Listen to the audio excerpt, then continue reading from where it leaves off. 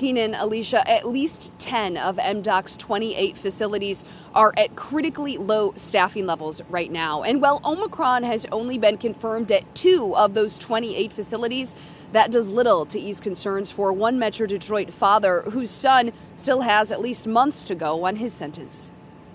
It's terrifying. We first met Elder Yusef Qualls last March. His son, also named Yusef, is serving a lengthy sentence at Macomb Correctional. Back then, the Elder Qualls was worried about the B.1.1.7 variant.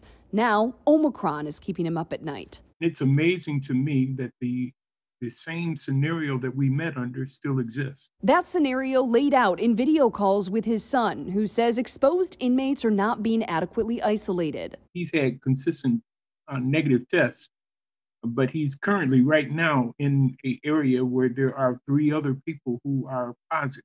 Our prison population is down to levels we haven't seen since the early 1990s, so more than 30 years. So because of that, we have, an excess of 5,000 plus empty beds. Something MDOC spokesperson Chris Gouts says has helped the department space people out. But he says COVID fatigue, including amongst inmates when it comes to social distancing, has been a challenge. Omicron has been confirmed at 2 of MDOC's 28 facilities. So far, not at Macomb Correctional, which as of Thursday had 469 COVID cases amongst inmates and staff. It's also one of 10 facilities where staffing is so low right now, employees can return to work 5 days after testing COVID positive if they're asymptomatic or have mild symptoms. And late last year, MDOC started a voluntary program to bring former corrections officers still within the department temporarily back into that role. So rather than having the current officers be continually mandated to work overtime, these former officers who work for us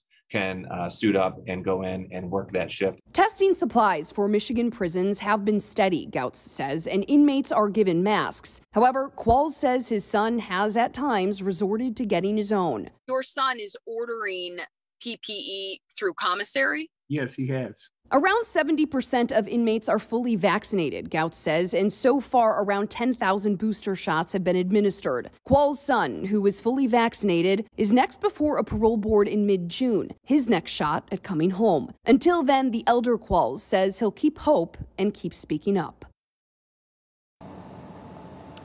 And as for that option for MDOC employees to return to work within 5 days after testing positive for COVID, again, at those 10 facilities, Gouts says that is not mandatory, that's voluntary. And so far, not many employees have opted to do so, but that does really give you a sense of just how short-staffed the department continues to be. We'll stay on top of this and bring you the very latest.